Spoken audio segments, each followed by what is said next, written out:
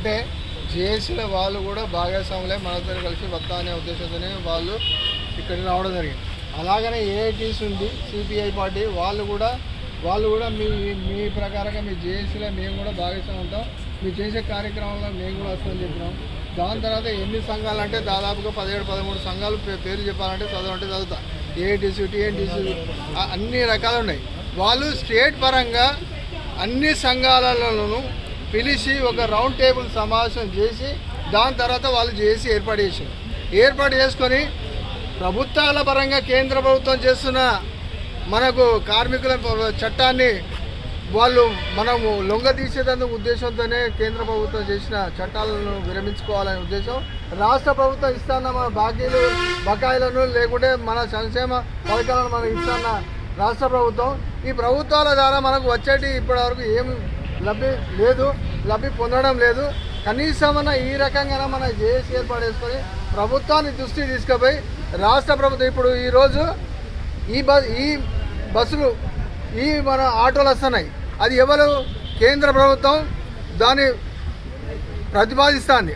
ఆ కేంద్ర ప్రభుత్వాన్ని ఏమన్నదంటే మీరు మన ఎలక్ట్రిక్ ఆటోలను ప్రవేశపెడితేనే మేము కేంద్రం నుంచి మీకు బడ్జెట్ ఇస్తాం, లేకుంటే లేదని చెప్పి వాళ్ళు ఒత్తిడి తీసుకొచ్చి మన మేడల మీద కట్టె పెట్టే కార్యక్రమం ఉన్నది.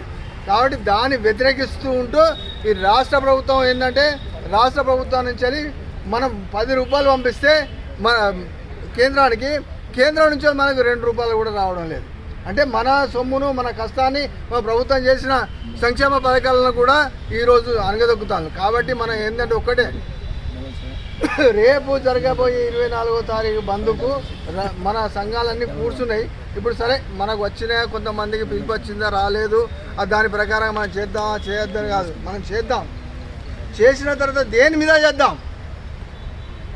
ఇప్పుడు ఇక్కడ అన్ని సంఘాలు వచ్చినాయి, ఎవరికో పిల్లికి గంట కట్టాలంటే ఒక పేరు రావాలి. ఆ పేరు రావాలంటే ఏం చేయాలి? అందరూ ఏకంగా కావాలి. 24వ తారీఖు నాడు వాళ్ళు ప్రవేశపెట్టిన బంద్కు ఆల్రెడీ పోస్టర్ రిలీజ్ చేస్తే మనం అందరం కలిసి బంద్ ఇస్తే బంద్లో పార్టిసిపేట్ చేస్తే ఆ పోస్టర్ ఇచ్చిన వాళ్ళ పేరు వస్తుందా, లేకుంటే ఇక్కడ కూర్చున్న వాళ్ళ పేరు వస్తుందా అని నేను చెప్తున్నా. ఒక్కసారి మీరు ఆలోచించండి. మనం కష్టపడతాం, వాళ్ళు పొట్ట నింపుతారు, వాళ్ళు ప్రచారానికి వస్తారు. అసలు టైంలో మనం అవసరం మన పరంగా ఇంతమంది ఇప్పుడు వచ్చిన దాంట్లో 30-40 మంది ఉన్నాం. 30-40 అడ్డాల నుంచి వచ్చినాం. 30-40 మంది అడ్డాలలో అవసరం కూడా ఒక్కొక్కరు 2-3 అడ్డాలకు పరిచయం మన కార్మికులు ఉన్నారు, లీడర్లు ఉన్నారు. కాబట్టి రేపు జరగబోయే 24వ తారీఖు నాడు మన బ్యానర్ ఉండాలా వద్దా? దాని తర్వాత మన జేఏసీ జెండా ఉండాలా వద్దా? దాని జేఏసీ జెండాకు పేరు పెట్టకండి. అవసరం ఉంటే ఈ 24వ తారీఖు నాడు బంద్ తర్వాత మనం కూర్చుంటాం, జేఏసీ ఏం పేరు పెట్టాలని పెడదాం. రేపు జరగబోయే 24వ తారీఖు నాడు బంద్ నాడు ఒక పోస్ట్ మన బ్యానర్ రిప్రజెంట్ చేద్దాం. అవసరం ఉంటే ఆ రోజు కలెక్టర్ కానీ ఎవరికి కానీ మెమోరాండం తీసుకుపోయిద్దాం. అది ఇదే జేఏసీ ద్వారానే పేరు లేకున్నా కానీ ఏదో మన ఆటో డ్రైవర్ల జేఏసీ అని పెట్టి ఇద్దాం అని నా ఉద్దేశం. కాబట్టి 24వ తారీఖు నాడు బందే. కాబట్టి 24 తర్వాత మళ్ళీ మీ అందరికీ తెలియపరుస్తాం. మనం ఎక్కువ శాతంలో ఎక్కువ అడ్డాల నుంచి ఎక్కువ మందిని ఎక్కువ కార్మికులు తీసుకొచ్చి కూర్చొని మనం జరగబోయే కార్యక్రమాలు చేద్దాం. ఇప్పుడు పొన్నం ప్రభాకర్ గారు అన్నారు ఈ ఆటో పెడతా అన్నాడు. ప్రభుత్వ పరంగా ఇంతవరకు కూడా దేంట్లో స్టేట్మెంట్ రాలే. వాళ్ళు అన్నారు, కానీ జియో వచ్చినప్పుడు జియోను పట్టుకొని కూడా మనం కోర్టుకు పోగలుగుతాం, హైకోర్టు నుంచి స్టే చేయగలుగుతాం. ఎందుకంటే మన దాదాపుగా మన రాష్ట్ర పరంగా చూసుకుంటే మనం దాదాపు 80 లక్షల మంది, 1 కోటి మంది మన ఆటో డ్రైవర్లు ఉన్నారు. వాళ్ళ పొట్టను కొట్టి మీ ప్రభుత్వాలు నడవాయి. ఈ 80 లక్షల మంది కుటుంబాలు మీకు మన ఓటేసారు, గెలిపించారు, మీరు వచ్చిండ్రు. మీరు అడగక ముందే మీరేమన్నారు, మేనిఫెస్టోలో 12,000 రూపాయలు సంవత్సరానికి ఇస్తున్నారు. దానికోసం కొట్లాడదాం, ఎవరి కోసం కాదు కొట్లాడేది, మన కార్మికుల కోసం మనం కొట్లాడతాం. మనం ఉన్న నాయకులను ఇవ్వాలన్నా ఉంటే వాళ్ళని తీసుకుపోయి రిప్రజెంట్ ఇద్దాం. వాళ్ళు చేయనప్పుడు వాళ్ళ ఇంటిని కూడా ధర్నా చేద్దాం. అవసరంగా రాష్ట్ర ముఖ్యమంత్రి ఇంటి ముంగడ పోయి కూర్చున్నాం. మాకు కావాలి, మా డిమాండ్లు నిర్వహిస్తావా, లేకుంటే మా ప్రాణాలు కావాలా? ఎందుకంటే ఒక ఆటో మీద బతికే నా కుటుంబం, నా వెనుక నా భార్య పిల్లలు నా కుటుంబం మొత్తం ఉంటుంది. నేను సంపాదిస్తేనే వాళ్ళు బతుకుతాను. ఈరోజు నేను సంపాదించేది నా ఆటోలకు కానీ, నా పుస్తకాలకు కానీ, మా బట్టలకు కానీ, ఎక్కడ కళ్యాణం పోయినా కానీ, ఎక్కడ పోయినా కానీ నేను సంపాదించింది. నేనే బాగలేనప్పుడు నా కుటుంబం ఏం కావాలి? అదే ఇప్పుడు నాది సపోజ్ 18 ఏళ్ళ వయసు, రేపు 40 ఏళ్ళ వయసు వచ్చిన వాళ్ళు 50 వచ్చిన వాళ్ళు వాళ్ళు ఏదైనా ఆఫీసులలో పోయి ఏదైనా ఉద్యోగాలు చేయగలుగుతారా? ఏదైనా ఉద్యోగాలు ఇవ్వగలుగుతారా? వాళ్ళు మీకు పూర్తిగా హామీ ఇవ్వగలుగుతారా? లేదు. దానికోసం ఆ సంక్షేమం పక్క రాష్ట్రాలలో పక్క రాష్ట్రం వాళ్ళు ఇస్తాను 15,000 రూపాయలు. కర్ణాటకలో ఓలా మన బైకులని రద్దు చేసింది, మన రాష్ట్రానికే వచ్చింది. కాబట్టి ఎక్కువసేపు నేను మాట్లాడదలుచుకోలేదు. ఎందుకంటే ఇంకోటి ఏంటంటే ఇప్పుడు మనకు 12:30 తర్వాత స్కూలు పిల్లలను తీసుకొచ్చేది ఉంటుంది ఆటో వల్ల. కాబట్టి వాళ్ళ దృష్టిలో పెట్టుకొని వేసి రేపు జరగబోయే దాన్ని మన దేవరా మల్లేష్ కానీ, నేను కానీ, ఇంకా ఎవరైనా రఘు కానీ అందరం కలిసి ఒక మన బ్యానర్ తయారు చేసి దాని మీద డిమాండ్లు పెడితే, లేకుంటే మన బ్యానర్ హ్యాండ్ బిల్ ద్వారా మీ అందరికీ అడ్డాల మీద పంపిస్తాం. దాని తర్వాత మీ అభిప్రాయం మేరకు ఒకరోజు టైం తీసుకొని మళ్ళీ పెద్ద ఎత్తున మనం ఏర్పడేసుకున్న అడ్డా లీడర్లు, ఫస్ట్ లీడర్, సెకండ్ లీడర్, దాని తర్వాత యూనియన్ వాళ్ళని అందరినీ కూడా పిలిపిద్దాం అని నా ఆలోచన. దీని మీద మీ అభిప్రాయం ఉంటే అందరూ సపోర్ట్లు కొట్టి మాకు స్వాగతం అయిపోయింది. ఈరోజు మన శ్రీనగర పట్టణము ఆటో కార్మికుల సోదరులందరికీ నా యొక్క హృదయపూర్వక నమస్కారాలు. నేను కాకతీయ ఆటో డ్రైవర్స్ రాష్ట్ర అధ్యక్షుని. ఈరోజు సమస్య ఉన్నటువంటి ప్రతి కార్మికునికి చాలా సమస్యలు ఉన్నాయో చెప్పుకుంటూ పోతే, దీనికోసమే ఏ ప్రభుత్వం, మేము ప్రభుత్వాలకు అతీతంగా కార్మికుల పక్షాన మాట్లాడడం కోసమే ముందుకొచ్చాము. ఇలాంటి సమస్యలు ఎన్నో ఉన్నాయి చెప్పుకుంటూ పోతే. గత 10 ఏళ్ళ ముందు ఆ ప్రభుత్వం ఉన్నప్పుడు సంక్షేమ బోర్డు ఏర్పాటు చేస్తామని అది చేయలేదు. ఆ ప్రభుత్వంలో ఉన్నటువంటి ప్రమాద బీమా 6 లక్షల రూపాయలు ఏదైతే ఉందో దాన్ని ఇప్పుడున్న ప్రభుత్వం కూడా తీసేయడం జరిగింది. అది మాకు చాలా బాధాకరంగానే ఉంది. మేము ప్రభుత్వంలో ఉండి కూడా అలాంటి సమస్యలను ఎదుర్కోవాల్సి వస్తూ ఉంది. కాబట్టి ఇక్కడ పార్టీలకు అతీతంగా అందరూ అన్ని యూనియన్లు కలుపుకొని, ఇందాక పెద్దలు అన్నట్టు జేఏసీ ఏర్పాటు చేసుకొని, మళ్ళీ ఒకరోజు అందరం కలిసి జేఏసీ అడ్డకు ప్రెసిడెంట్, వైస్ ప్రెసిడెంట్ పిలిపించుకొని ఆ జేఏసీ ఒకరు నిర్ణయించుకొని మళ్ళీ ఇలాంటి నిర్ణయం ముందుకు తీసుకుపోయి మన కార్మికుల పక్షాన ఖచ్చితంగా ముందు కొట్లాడాలనే ఉద్దేశం భావంతో ఈరోజు ఈ మీటింగు. ఇంకొక విషయం, ఇప్పుడు ఈ తెలంగాణ రాష్ట్ర వ్యాప్తంగా 33 జిల్లాలకు జేఏసీ తరఫున హైదరాబాద్ వాళ్ళు కమిటీలు వేసుకొని బంద్ ప్రకటించడం జరిగింది.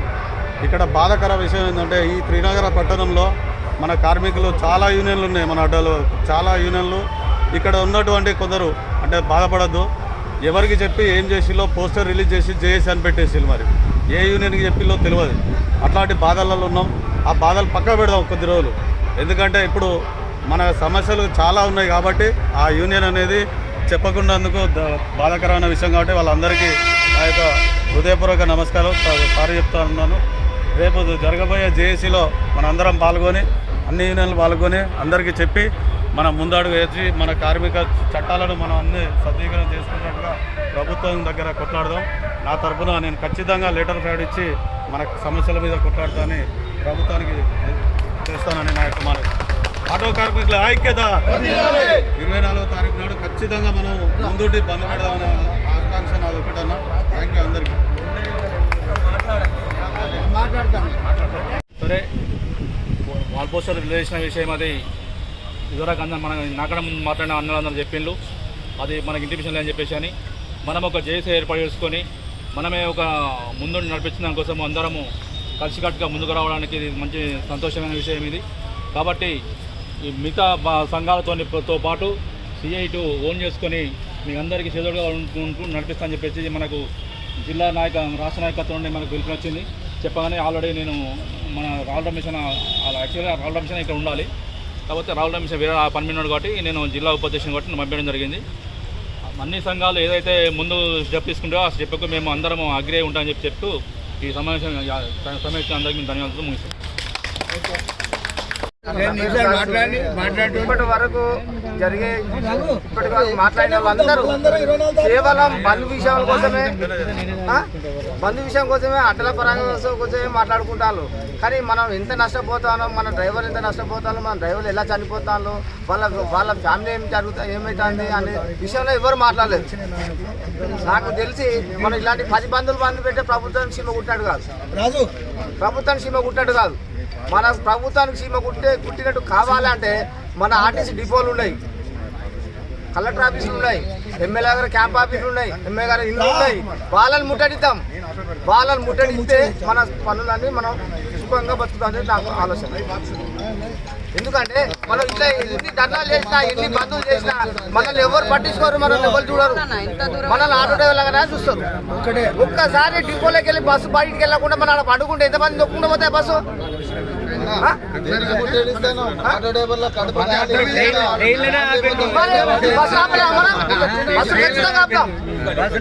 మీ అందరికి ఎప్పుడు మర్చిపోయినా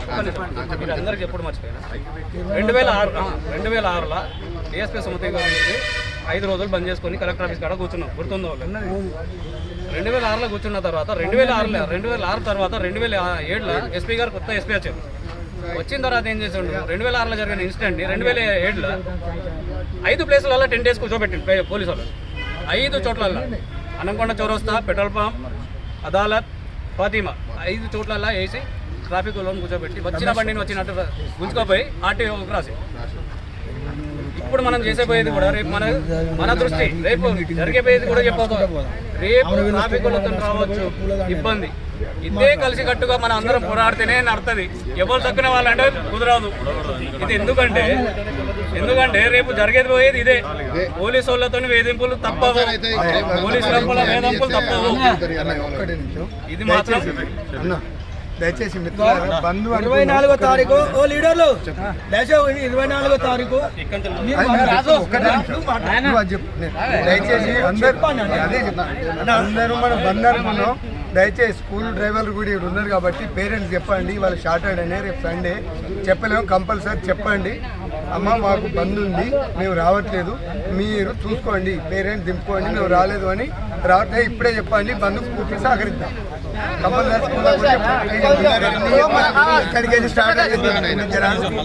ఒకటి బాగా గుర్తు పెట్టుకోండి, జీవితంలో మనం అంతా ఆటో కార్మికులమే, మనం పని చేస్తే బతికేటోళ్ళం. కానీ ఒకరోజు అంటే అవకాశం ఇవ్వగలం, కానీ వారం రోజులు 10 రోజులు అంటే ఎవరు ఇయ్యరేడా? అది మాత్రం గుర్తుపెట్టుకొని మన పొట్ట మన పిల్లల పొట్ట నిండేది ఇట్లా పని చేస్తేనే, పని చేయకుండా మనం బతకలేము. మనకిచ్చే నాదులు లేరు, నాయకులు లేరు. అందుకని ఒకటి ఐక్యత ఇక్కడ తప్పుతుంది. ఎన్ని యూనియన్లు ఉన్నా ఆ చేసేనాక ప్రతి యూనియన్కు ఒక లెటర్ పక్కా పోతుంది. అందరూ కూడి మీటింగ్ అంటే రావాలి. నేను చిన్నప్పటికెళ్ళి వస్తానా, నాకు 76 ఏళ్ళు వచ్చినాయి, చిన్నప్పటికెళ్ళి వస్తానా 40 ఏళ్ళ లీడర్. ఇప్పటికీ అనుకున్నది ఏది జరగదు. నీకు నువ్వే నాయకుడు, నాకు నేనే నాయకుడిని అనుకుంటాను తప్ప, కానీ సమస్య కాడ ఎవడు మరి ఈ సమస్య ఎట్లా సమస్య